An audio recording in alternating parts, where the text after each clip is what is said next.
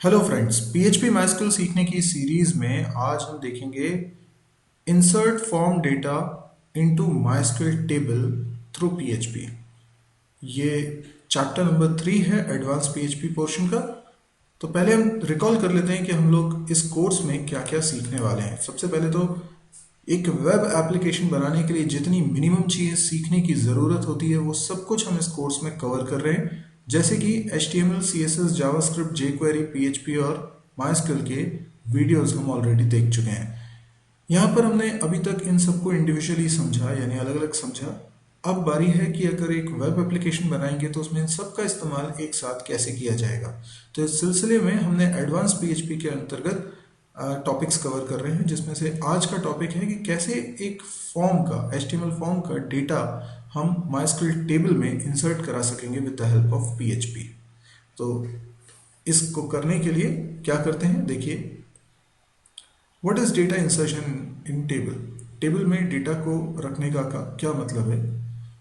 तो हम लोगों ने डेटाबेस बनाया होगा तो हमने डेफिनेटली कोई टेबल भी बनाई होगी। लेट्स से हमारे पास एक टेबल है जिसमें कि कुछ कॉलम्स हैं। मैं एक एग्जाम्पल के लिए टेबल बना लेता हूँ। तो सपोज करिए कि एक टेबल है जिसका नाम है बुक, और इस टेबल के अंदर हम जो डेटा रख रहे हैं वो बुक के रिकॉर्ड्स हैं, यानी बुक के बारे में इंफॉर्मेशन है। तो हम क्या चाहेंगे कि इस टेबल में रिकॉर्ड स्टोर हो। जैसे 3 इन्फॉर्मेशन में बुक के बारे में रखना चाहता हूँ। बुक का आईडी, एक प्राइमरी की होगा, टाइटल और प्राइस। डेफिनेटली इसको क्रिएट करने के लिए आपने माइस्क्ल में पढ़ा हुआ है किस तरीके से हम क्रिएट करते हैं। तो अभी हम ये मान के चलते हैं कि ये टेबल ऑलरेडी क्रिएट की जा चुकी है, और ये एक डेटाबेस है जिसका नाम है DB3। इसके अंतर्गत ये टेबल है, और जो यूज़र है, यूज़र इसका है रूट, और होस्ट है लोकल होस्ट। तो अब मुझे इसमें डेटा को रखना है, तो मुझे क्या करना पड़ेगा, मुझे इंसर्ट क्वेरी चलानी पड़ेगी। लेकिन मैं क्या चाहता हूँ कि मेरे पास एक HTML फॉर्म है, ठीक है, एक HTML फॉर्म है, और इस फॉर्म के अंदर मैंने एक टेक्स्ट बॉक्स बनाया हुआ है, राइट, जिसमें मैं यूज़र से बुक आईडी एंटर करवा रहा हूँ, मैं यहाँ से टाइटल एंटर करवा रहा हूँ, मैं यहाँ से प्राइस एंटर करवा रहा हूँ। मैं 3 चीज़ें इस फॉर्म पे एंटर करवा रहा हूँ यूज़र से, और उसके बाद फिर मेरे पास एक सबमिट बटन है जिसको यूज़र करेगा क्लिक। ये फाइल हमारी PHP फाइल भी हो सकती है और HTML फाइल भी हो सकती है, क्योंकि इसमें सिर्फ एक फॉर्म है, राइट। अब जैसे ही यूज़र इसको सबमिट करता है, रिक्वेस्ट जाती है कहाँ पर, सर्वर पे। तो ये मैंने पार्टीशन बना दिया। इसका मतलब क्लाइंट से ये रिक्वेस्ट जा रही है, और रिक्वेस्ट कहाँ गई, सर्वर के पास, अपाचे, ठीक है। अब ये जो एरिया मैंने डिवाइड कर दिया है, आप इसको कुछ ऐसा समझ लें कि ये क्लाइंट का एरिया है, यानी यूज़र की मशीन, और ये जो एरिया है ये सर्वर की मशीन है, ठीक है। तो सर्वर मशीन पे एक सॉफ्टवेयर है अपाचे, उसने इस रिक्वेस्ट को रिसीव किया। आप जानते हैं कि जब भी हम HTML में फॉर्म बनाते हैं तो उसमें एक एक्शन एट्रीब्यूट लिखते हैं, और एक्शन एट्रीब्यूट की वैल्यू URL होती है उस पेज के जो कि ये डेटा रिसीव करेगा, ठीक है। तो आपने डेफिनेटली एक फॉर्म बनाया होगा, और ये जो मैं अभी आपको थ्योरेटिकली बता रहा हूँ इसको मैं प्रैक्टिकली भी करके बताऊंगा आगे के वीडियोस में। लेकिन फिलहाल अगर आपने पुराने लेक्चर्स देखे तो आपको मेरी बात समझने में बिल्कुल भी दिक्कत नहीं जाएगी। मैंने कहा कि ये जो फॉर्म बना है इसके एक्शन एट्रीब्यूट में हमने एक PHP फाइल का नाम लिखा हुआ है। इसका मतलब ये फॉर्म सर्वर पे एक PHP फाइल को सबमिट होगा, यानी पूरा का पूरा डेटा, तीनों वैल्यूज जो यूजर ने एंटर करी होगी वो एक PHP फाइल को मिलेगी। मान लीजिए कि वो PHP फाइल है insert.php, ठीक है। तो एक PHP फाइल यहाँ पर एग्जिस्ट करती है जिसका नाम है, लेट्स से, insert.php। तो जो कुछ भी डेटा आया है वो डेटा कहाँ पहुँच गया है, एप्लीकेशन सर्वर के पास, और इस PHP फाइल में उसको हम एक्सेस कर सकते हैं। तो कोडिंग के द्वारा अगर मैं इसको समझाना चाहूँ तो हमने एक HTML फाइल बनाई है और एक PHP फाइल बनाई है।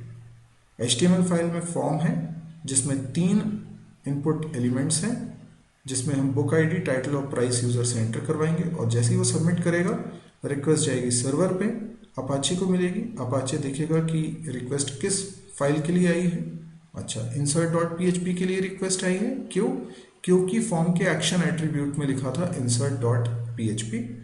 तो अपाचे ने क्या किया, insert.php को सर्च किया, उसे मिल गई। उसने PHP का जो एप्लीकेशन सर्वर है, ये है एप्लीकेशन सर्वर, इस प्रोग्राम से कहा कि इस insert.php को एग्जीक्यूट करो। insert.php क्या करेगा, इसमें लिखी लाइन को एग्जीक्यूट करेगा। अब इसमें क्या लाइंस लिखी होंगी, इस कोडिंग को हम समझने की कोशिश कर रहे हैं, क्योंकि ये वो कोडिंग है जो फॉर्म से आए डेटा को न केवल रिसीव करेगी, उसे इस टेबल के अंदर इंसर्ट भी कराएगी। तो इसके लिए कोडिंग कैसे करते हैं मैं वो बता रहा हूँ। तो देखिए, मैं यहाँ पर कोडिंग करके आपको बता रहा हूँ। सबसे पहले हमने HTML फाइल बनाई होगी। HTML फाइल में ज़्यादा कुछ कोडिंग नहीं कर रहा हूँ। हेड, ठीक है, हेड के अंदर जो भी लिखा होगा उससे भी हमारा मतलब नहीं है। हम लिखते हैं बॉडी टैग, और बॉडी टैग के अंदर हम लोग फॉर्म बनाएंगे।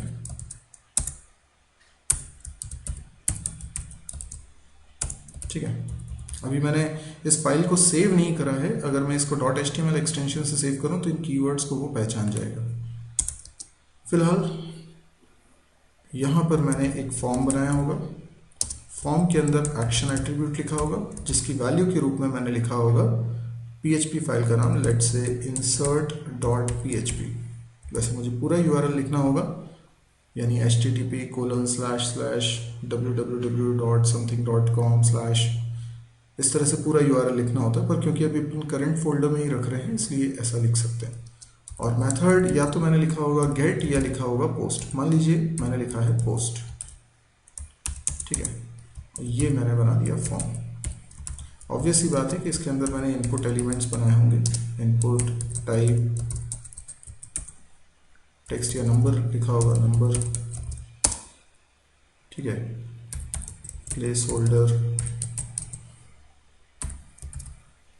एंटर, बुक आईडी,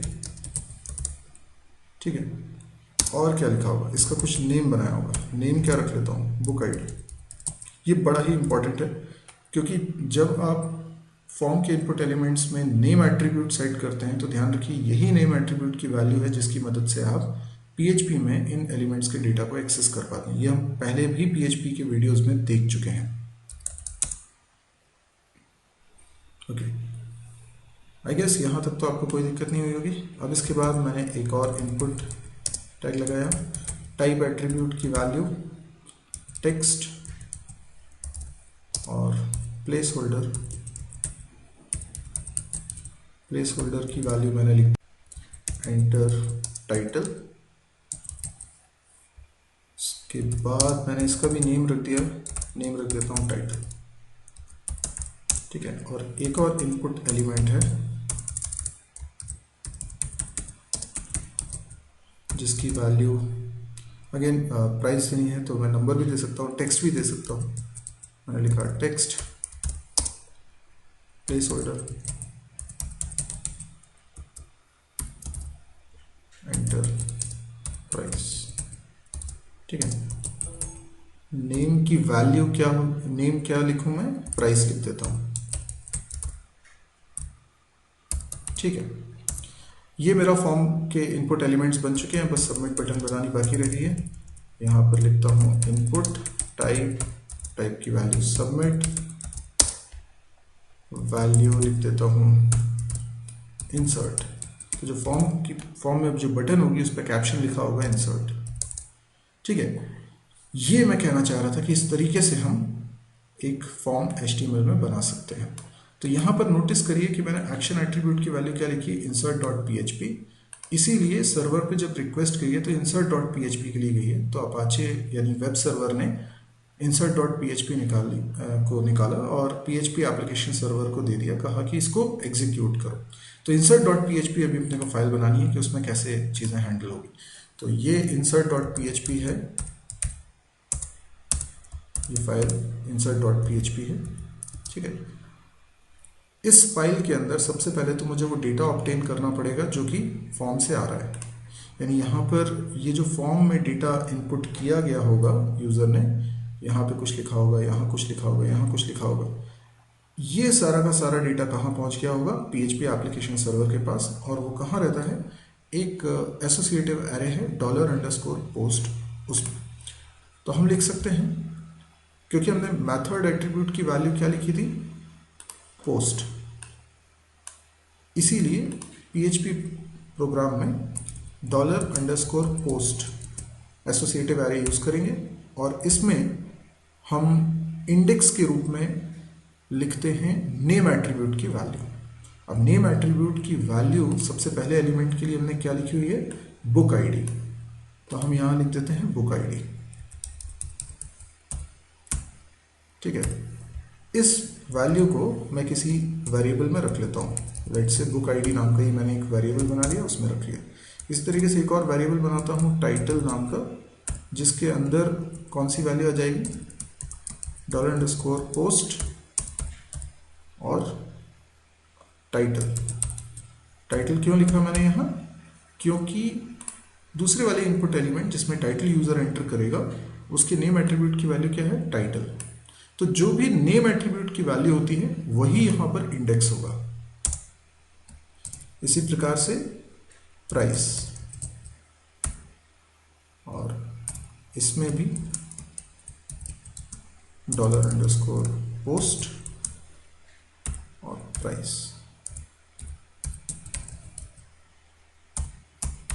तीनों वैल्यूज हमने ऑब्टेन कर ली हैं। अब हमें क्या करना है, अब हमें डेटाबेस में इस डेटा को स्टोर करना है। यानी अब जो नेक्स्ट काम हम कर रहे हैं वो ये है कि PHP एप्लीकेशन सर्वर, हाँ, अभी जो मैं प्रोग्राम लिख रहा हूँ, ये जो लाइंस में लिख रहा हूँ, ये लाइंस कहाँ पर है, ये लाइंस ये रही insert डॉट php के अंदर। PHP का एप्लीकेशन सर्वर एक एक लाइन को एग्जीक्यूट करता जा रहा है। अब मुझे कुछ ऐसी लाइन लिखनी है जिससे कि PHP एप्लीकेशन सर्वर कम्युनिकेट कर सके, किससे, MySQL सर्वर से। MySQL सर्वर से क्यों कम्युनिकेट करना है, क्योंकि हमें डेटाबेस में किसी टेबल के अंदर डेटा रखना है। अब प्रॉब्लम क्या है, डेटाबेस को PHP एक्सेस नहीं कर सकता, MySQL एक्सेस कर सकता है। MySQL एक्सेस करेगा तब जब PHP के थ्रू हम MySQL से रिक्वेस्ट करेंगे, उसके लिए इन दोनों के बीच में कनेक्शन होना चाहिए। तो कनेक्शन कैसे स्टैब्लिश करते हैं, ये हमने अपने पिछले वीडियोस में देखा था, तो आइए देखें। सबसे पहले हमने लिखा कनेक्शन ऑब्जेक्ट MySQLi_connect और फिर इसमें पास कर दिया लोकल होस्ट, ये होस्ट स्ट्रिंग है, उसके बाद रूट यूजर का नाम। अगर पासवर्ड है तो पासवर्ड तीसरे आर्ग्यूमेंट के रूप में पास करिए, नहीं है तो आप ऐसे ही छोड़ दीजिए। कनेक्शन स्टैब्लिश हो जाने के बाद अगली स्टेप है कनेक्शन के बाद डेटाबेस को सेलेक्ट करना, यानी कनेक्शन स्टैब्लिश हो गया है, अब मुझे डेटाबेस चूज करना है। हमने सोचा था कि ये बुक टेबल कहाँ है, डेटाबेस 3 में, DB3 में, तो मुझे DB3 सेलेक्ट करना है। वो कैसे करते हैं वो भी हमने पिछली वीडियो में देखा था, MySQLi_select_db और इसमें हम पास करते हैं दो चीज़ें, एक तो कनेक्शन ऑब्जेक्ट और दूसरा डेटाबेस का नाम। तो DB3 मान लीजिए डेटाबेस का नाम है, तो हमने उसको सेलेक्ट कर लिया। अब अगली स्टेप क्या है, डेटाबेस भी सेलेक्ट हो गया, इसके अंदर मुझे इस टेबल के अंदर डेटा इंसर्ट करना है। तो इंसर्ट करने के लिए मुझे क्या क्वेरी लिखनी होती है वो मैं लिखूंगा। मैंने एक क्यू नाम का वेरिएबल बना लिया और इसके अंदर एक स्ट्रिंग असाइन कर रहा हूँ, ठीक है। ये स्ट्रिंग में क्या लिख रहा हूँ, इंसर्ट, ये इंसर्ट क्वेरी है, इंसर्ट इनटू बुक। आपको याद होगा MySQL की सीरीज में हमने SQL कमांड्स पढ़ी थी, तो इंसर्ट करने की जो कमांड है वो कैसे लिखी जाती है, इंसर्ट इनटू फिर टेबल का नाम और उसके बाद फिर आप लिखते हैं कॉलम्स के नाम जिसमें डेटा आपको इंसर्ट करना है, यानी बुक आईडी, टाइटल और प्राइस। इसके बाद वैल्यूज कीवर्ड लिखते हैं, और एक एक वैल्यू कॉमा से सेपरेट करते हुए लिखते जाएंगे। जैसे बुक आईडी, तो बुक आईडी एक नंबर है, इसलिए मैं लिख रहा हूँ बुक आईडी। आप देख सकते हैं मैंने सीधे वेरिएबल का नाम लिखा है। डबल कोट्स में जब भी कोई स्ट्रिंग लिखी जाती है PHP के अंदर, तो उस स्ट्रिंग के अंदर अगर वेरिएबल का नाम लिख दिया जाए, PHP वेरिएबल का नाम, तो उसकी वैल्यू उसकी जगह पर आ जाती है। तो बुक आईडी की जो भी वैल्यू होगी जो यूजर ने एंटर करी थी वो यहाँ पर आ जाएगी। उसके बाद फिर मैं कॉमा लगा रहा हूँ। अगला वेरिएबल है टाइटल, लेकिन डेटाबेस में टेबल के अंदर ये टाइटल वैरचर टाइप का है, इसलिए स्ट्रिंग होने की वजह से इसमें हम सिंगल कोट्स लगाएंगे। नंबर पे सिंगल कोट्स नहीं लगते हैं, स्ट्रिंग पे सिंगल कोट्स लगते हैं। तो तीसरा आर्ग्यूमेंट है प्राइस, उस पर भी सिंगल कोट नहीं लगेंगे क्योंकि वो भी एक नंबर है। इस तरीके से मैंने 3, आप देख सकते हैं, अगर दिखाई नहीं दे रहा है तो मैं इसको थोड़ा सा शिफ्ट करके बता दे रहा हूँ। यहाँ पर 3 वैल्यूज मैंने पास कर दी। अब ये क्वेरी तो मेरी बन गई है, पर क्वेरी एग्जीक्यूट कैसे होगी? क्वेरी एग्जीक्यूट करने के लिए मुझे लिखना पड़ेगा MySQL I अंडरस्कोर क्वेरी, ये फंक्शन का नाम है, और कनेक्शन ऑब्जेक्ट। आपको याद हो मैंने पहले भी आपको बताया हुआ है कि जब भी हम ऐसा कोई फंक्शन कॉल करते हैं जो MySQL सर्वर से कम्युनिकेट करके अपना काम करेगा, तो उसे कनेक्शन ऑब्जेक्ट देना पड़ेगा।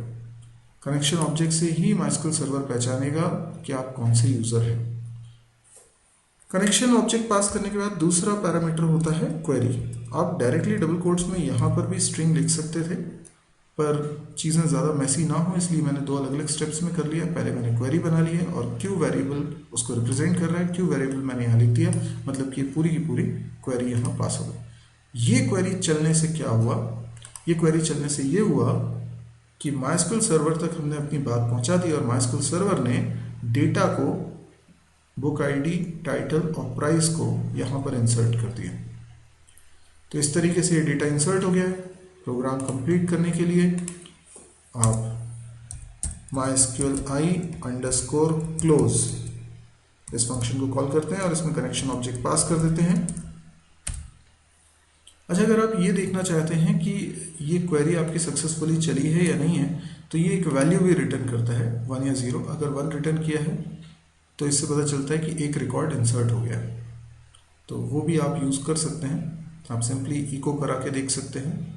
जैसे मैंने यहाँ पे लिख दिया $i और फिर मैं अगली स्टेप में लिख दूँ इको $i, तो i की वैल्यू क्या प्रिंट हुई है इससे मुझे पता चल जाएगा क्वेरी सक्सेसफुली चली है या नहीं चली। ठीक है, बाकी ये सिर्फ टेस्टिंग के लिए है, इसकी ज़रूरत नहीं है मुझे। ये बन गया हमारा प्रोग्राम। तो आई होप आपको ये समझ में आ गया होगा कि हम क्या करना चाह रहे थे। तो MySQL I underscore query function हमने यूज़ किया इंसर्ट क्वेरी को चलाने के लिए। अब यदि आपको ये वीडियो पसंद आया हो तो आप इसे लाइक करें। यदि आपको लगता है कि इस तरह के और वीडियोस देखने में आप इंटरेस्टेड हैं तो आप इस चैनल को भी सब्सक्राइब करें। मेरी एक वेबसाइट है www.mysurgery.com, इसको भी आप ज़रूर विजिट करें और पसंद आए तो शेयर भी करें। Thank you.